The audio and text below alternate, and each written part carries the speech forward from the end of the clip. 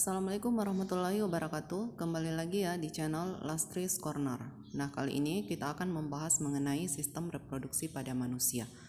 Nah, di materi kali ini kita akan membahas lebih jauh ya bagaimana struktur dan fungsi organ reproduksi baik itu pada pria ataupun pada wanita. Demikian juga dengan siklus menstruasi,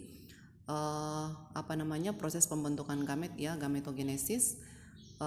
Kita akan bahas tuntas di materi mengenai sistem reproduksi pada manusia. Jadi silahkan adik simak ya materi penjelasannya mengenai sistem reproduksi pada manusia. Tapi sebelumnya jangan lupa like, share, dan subscribe untuk membantu saya membangun channel ini. Nah, di sini reproduksi ini dari dua kata ya.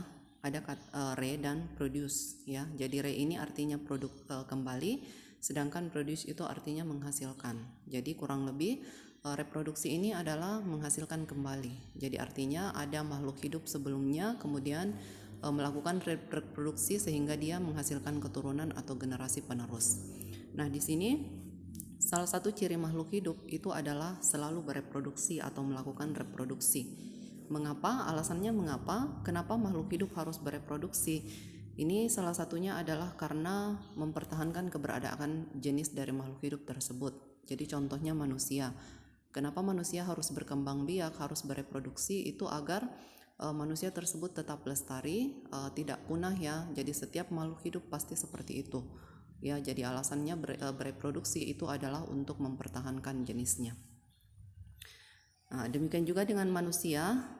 Di sini untuk manusia ya proses reproduksinya itu diatur oleh sistem reproduksi. Jadi ini yang akan kita bahas pada manusia ya, bagaimana sistem reproduksi pada manusia.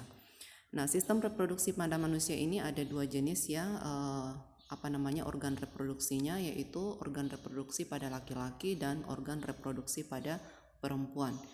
Dua-duanya ini berbeda ya, memiliki sistem yang berbeda dan saling membutuhkan pastinya. Nah, oke, untuk pertemuan kali ini, untuk video pembelajaran kali ini, saya akan mengkhususkan membahas mengenai organ reproduksi pada pria. Jadi silakan adik-adik simak ya, bagaimana struktur dan fungsi dari organ reproduksi pada pria. Nah, di sini kita mulai dengan alat reproduksi pada manusia ya. Jadi kita akan bahas pada laki-laki. Nah, organ reproduksi pada laki-laki itu terdiri dari ini secara umum ya, bisa adik-adik perhatikan pada gambar ini. Yang pertama di sini ada sepasang testis. Jadi testis ini jumlahnya ada 2 buah ya, ada 2 buah atau sepasang. Nah, testis ini merupakan alat kelamin luar atau tempat dihasilkannya sperma. Ini nanti kita akan bahas lebih jauh. Kemudian yang kedua itu ada saluran-saluran reproduksi. Di sini ada beberapa saluran ya, ada epididymis, ada vas deferens. Ini merupakan saluran ya, tempat menyalurkan sperma. Kemudian bisa dilihat di sini ya, dia ini di bagian testis ya, dia keluar dari bagian testis karena saluran reproduksi ini fungsinya adalah untuk menyalurkan sperma. Kemudian selanjutnya ada kelenjar reproduksi.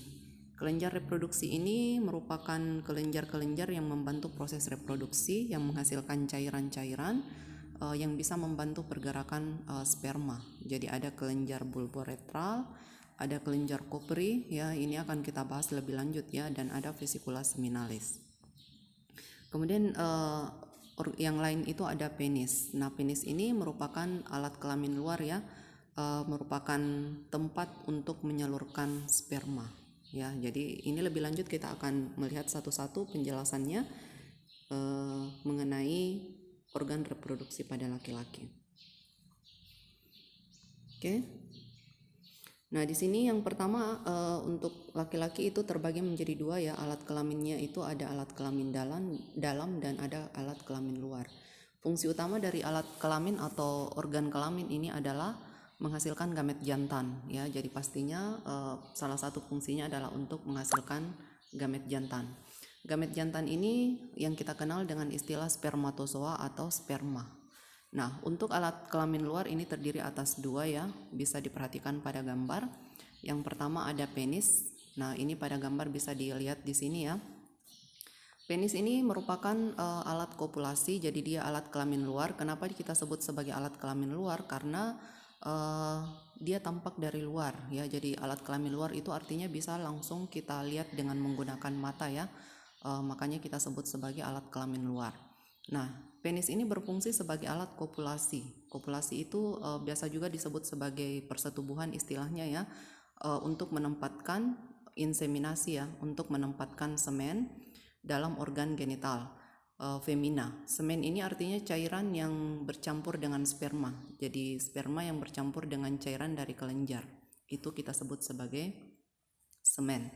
Nah, di bagian penis ini di sini kita temukan ada jaringan erektil. Adik-adik bisa lihat di sini gambarnya ya. Jaringan erektil ini berfungsi untuk membantu penis ya, membantu penis dalam proses ereksi.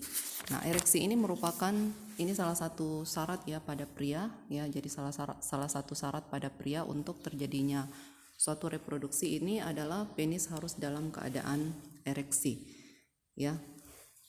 Nah, di sini terdapat jaringan erektil. Jaringan erektil ini merupakan jaringan yang terdiri dari otot-otot badan penis, di mana jaringan erektil ini akan membantu dalam proses ereksinya penis.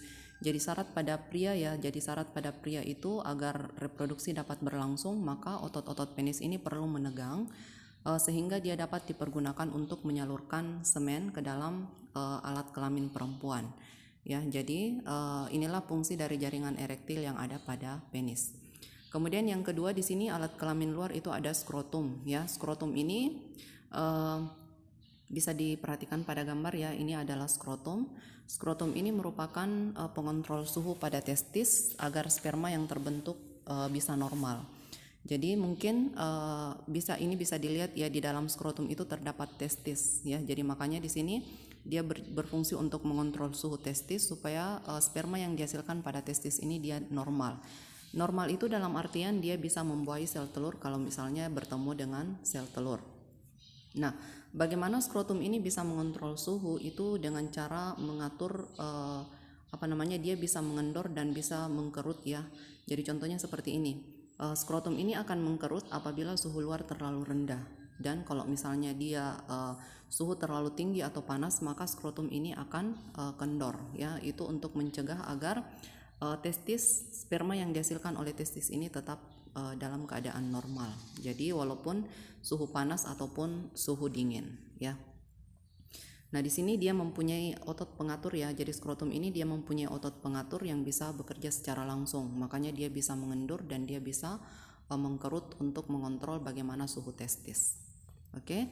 Nah, selanjutnya di sini kita akan membahas mengenai alat kelamin dalam. Nah, kenapa dia disebut sebagai alat kelamin dalam? Karena dia ini posisinya ada di dalam tubuh ya. Artinya kita tidak bisa melihat secara langsung dari luar ya. Makanya kita sebut dia sebagai alat kelamin dalam.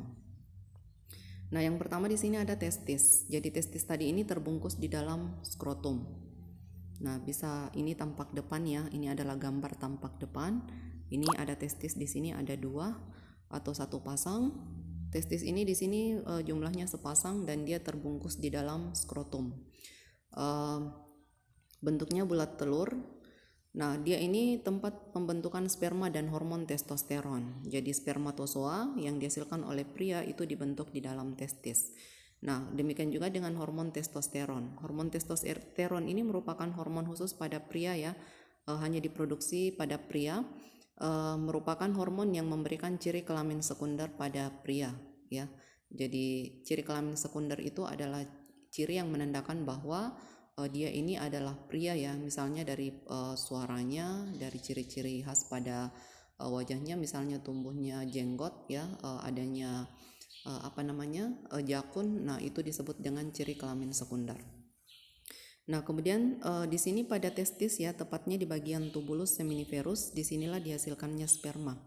Jadi tubulus ini dia berupa tabung-tabung ya, tabung-tabung halus yang ada di dalam testis.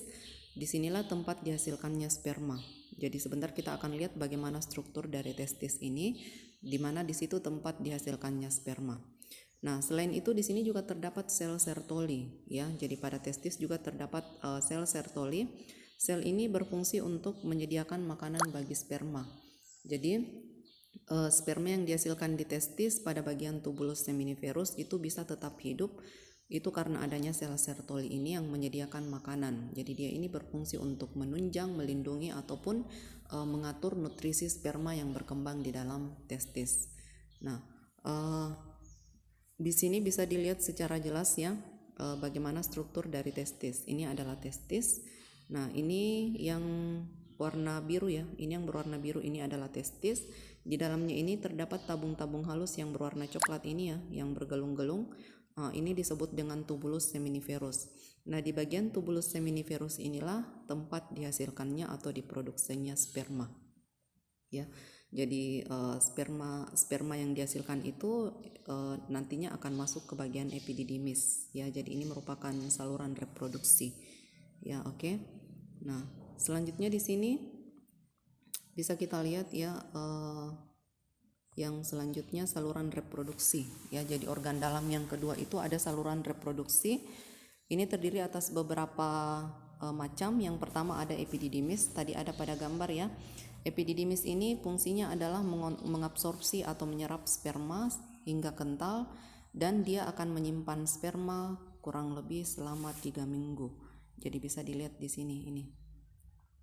Ini berupa saluran halus yang ada di atas testis yang ini ya. Nah, itu disebut dengan epididymis. Nah, epididymis ini fungsinya adalah tempat pematangan sperma sementara.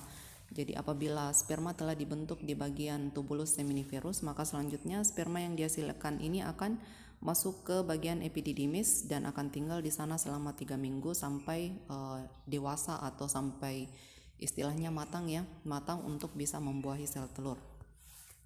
Kemudian saluran yang kedua ada vas deferens. Atau di beberapa buku itu dia mengistilahkan vasa differentia. Ini merupakan saluran penghubung epididymis dengan uretra. Uretra ini merupakan saluran urin sekaligus saluran tempat keluarnya sperma dari penis ya.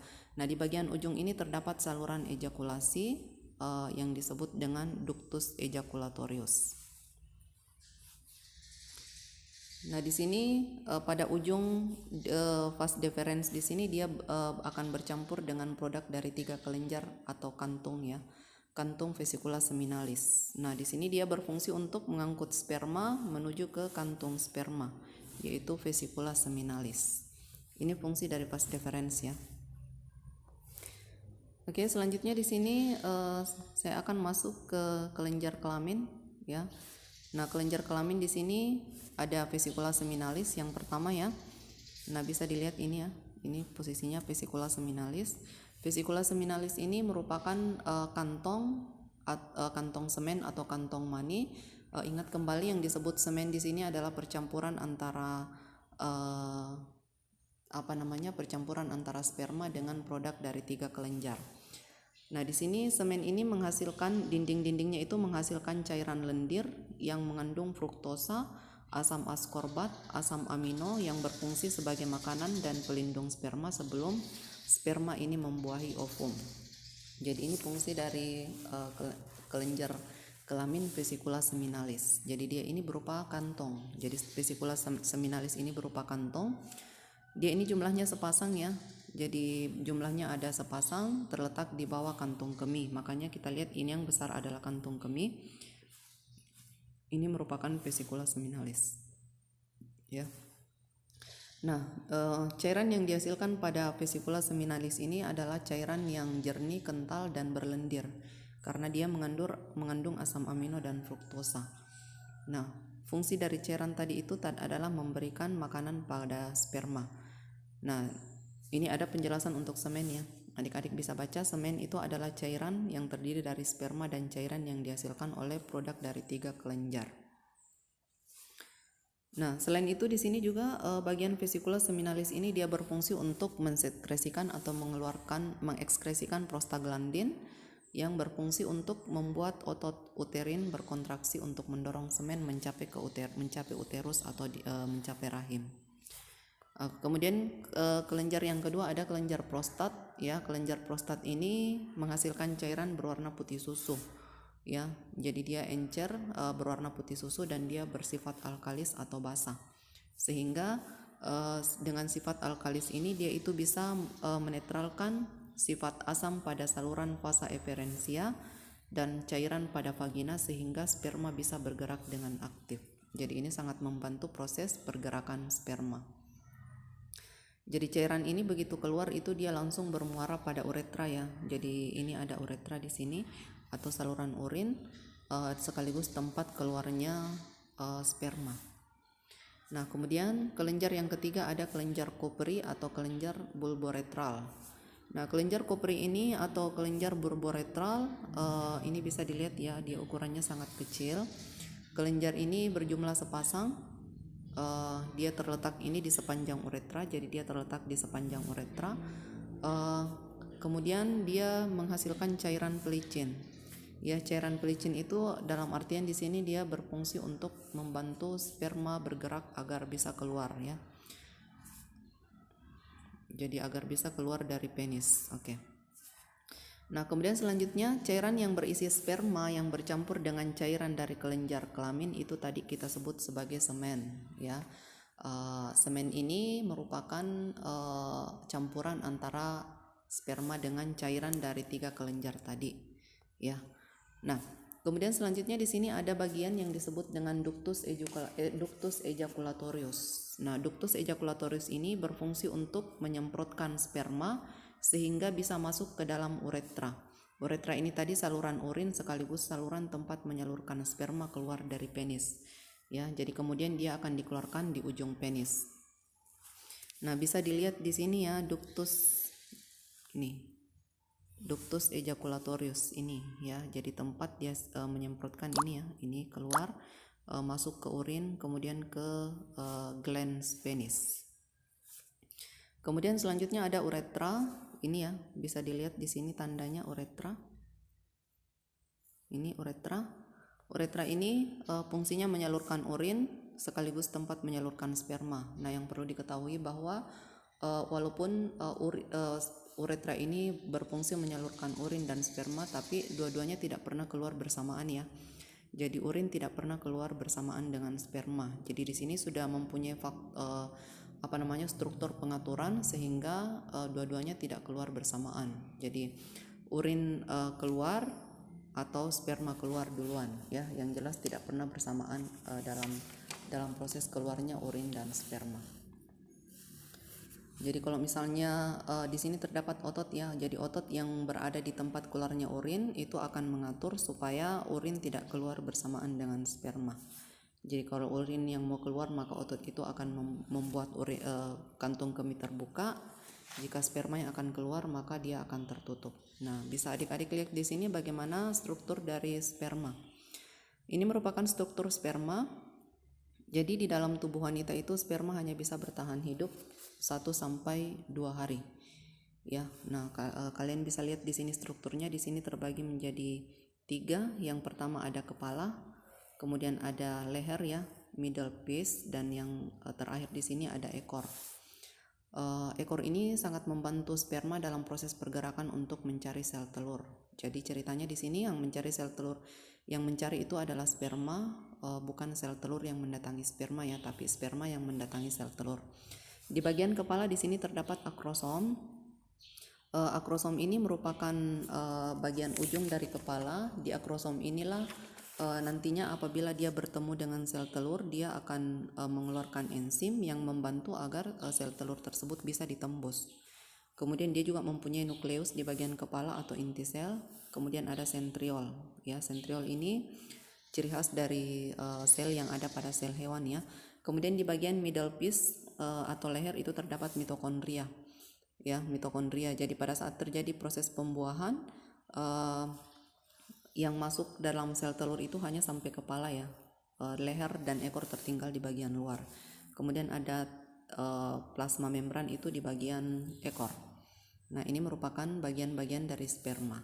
Nah, di sini setelah berada di dalam tubuh, di dalam vagina, spermatozoa ini akan bergerak lebih cepat ya, sekitar 10 kali lipat. Di samping itu dalam proses perjalanannya menuju ke tempat pembuahan sel telur itu pergerakan spermatozoa ini banyak dibantu oleh pergerakan dinding rahim. Jadi dinding rahim ini kebanyakan dia berkontraksi ya, itu akan membantu mendorong sperma sehingga dia bisa bertemu dengan sel telur. Tadi penyebabnya salah satunya adalah karena prostaglandin ya, prostaglandin yang dihasilkan oleh vesicula seminalis. Nah, ini lebih lengkapnya ya. Ini lebih dari luar ya, penampakan sperma bisa dilihat di sini. Ini sperma dari luar, jadi ada kepala, ada middle piece, dan ada ekor, 3 bagian utama. Nah, di sini untuk normalnya jumlah sperma per minimal air mani itu, atau yang biasa kita sebut semen, itu berkisar 35 sampai 200 juta atau bahkan sampai 300 juta ya. Jadi 35 juta sampai 300 juta ya, itu kisarannya. Nah, walaupun di usia 55 tahun ya, di usia di atas 55 tahun itu tingkat proses pembuatan sperma ini akan menurun, dan jumlah spermatozoa yang dihasilkan juga akan yang abnormal ya, yang abnormal dan mati itu akan meningkat. Nah, kemudian menurut penelitian itu umumnya di usia di atas 90 tahun itu tingkat kesuburan seorang pria itu akan hilang. Nah, jadi ini dari satu sel telur itu akan diperebutkan oleh 35 sampai 300 juta sperma ya. Nah, di sini sistem reproduksi laki-laki berhubungan erat dengan sistem ekskresi urinaria. Ya, jadi kenapa disebut berhubungan erat? Karena di sini tempat dikeluarkannya urin itu sekaligus sebagai tempat dikeluarkannya sperma. Nah, testis di sini menghasilkan jutaan sperma setiap hari mulai dari masa pubertas sampai meninggal dunia. Jika tidak dikeluarkan, maka sel-sel sperma ini akan mati dan akan diserap kembali oleh tubuh manusia. Ya, jadi dalam proses reproduksi itu pada pria dia mempunyai masa subur yang panjang ya, berbeda dengan pada wanita. Pada wanita itu kurang lebih 45 tahun itu sudah menopause, artinya sudah tidak subur lagi, sudah tidak bisa lagi memproduksi sel telur. Nah, kalau pada pria itu biasanya lumayan lama ya, di atas 55 tahun itu masih bisa 60-80 bahkan ya, itu sudah masih bisa menghasilkan sperma yang normal. Nah, tadi syaratnya adalah 35 sampai 200 juta. Ya, dalam artian di sini apabila seorang pria menghasilkan sperma di bawah 20 juta dalam satu kali ejakulasi, ini bisa dikategorikan bahwa pria ini tidak subur ya, karena dia spermanya di bawah 35 juta. Ya, jadi salah satu faktor ya yang menyebabkan laki-laki tidak subur itu adalah karena kurangnya produksi sperma dalam satu kali ejakulasi.